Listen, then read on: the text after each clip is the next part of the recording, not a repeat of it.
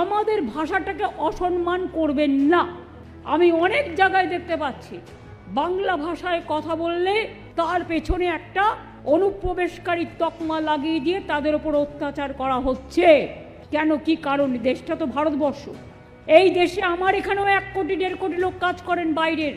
বিহার বলুন, উড়িষ্যা বলুন, মধ্যপ্রদেশ বলুন, রাজস্থান বলুন, গুজরাট বলুন, তামিলনাড়ু বলুন, কই তাদের তো আমরা ভাই বোনের মতো সম্মান করি। তাহলে আমাদের লোকেরা কি অপরাধ করলো যে আজকে তাদের ওপরে সন্ত্রাস চালাতে হবে, বুলডোজার চালাতে হবে, আমাদের অস্মিতাকে অসম্মান করতে হবে? আমাদের ভাষায় কথা বলা কি অপরাধ?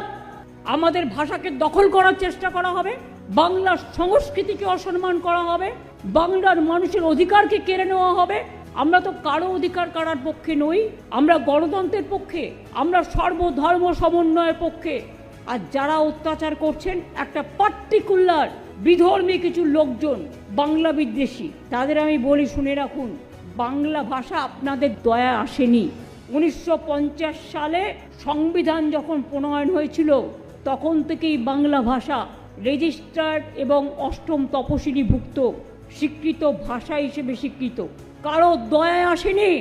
हमारा बंगाल में बहुत सारे लाखों, करीब 1 करोड़ 20 लाख लोगों को आज वोटाधिकार से वंचित करने के लिए जा रहा है। मेरे को मन अच्छा नहीं है। जो लोग आज सब हरा के इधर में बैठे हैं, कल भी एक आदमी को मौत हुआ जब देखा, उसका नाम एब्जुडिकेशन में दिया, मतलब डाउटफुल। वो लोगों ने पूरा पता दिया, पासपोर्ट दिया, सर्टिफिकेट दिया, सब कुछ दिया, 2 साल में वोट भी दिया। हम इतना दिन हिंदुस्तान में रहने का बाद भी we have to consider ourselves not as Indian citizen. Do you think it is proper? Is it not the injustice to the people? I am not speaking about any particular community or particular religions, but each and everybody who are the voters of these genuine voters of this country, they have the moral right to be the voters. But this bias government of India and the bias election commission, Banish Kumar, they want to banish the people's name. Now the constitution is in crisis in our country, and the democratic rights of the people are in danger in our country. I condemn this because I am feeling for the people who are sufferers, who are commoners, who are marginal people. Delhi থেকে এসে বাংলা দখল করা যায় না।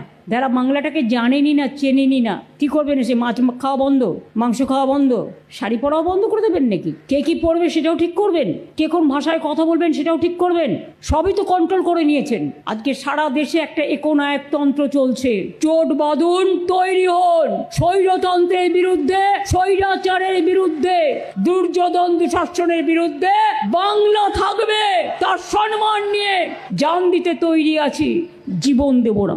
মানুষের অধিকারকে বঞ্চিত করা যাবে না। বাংলার জন্য বড্ড বেশি হ্যাংলা। বাংলাকে জোর করে দখল করতে হবে, জবরদস্তি বুলডোজ করতে হবে। এটা হচ্ছে না, হবে না। গায়ের জোরে সবকিছু হলেও মানুষের হৃদয় জয় করা যায় না।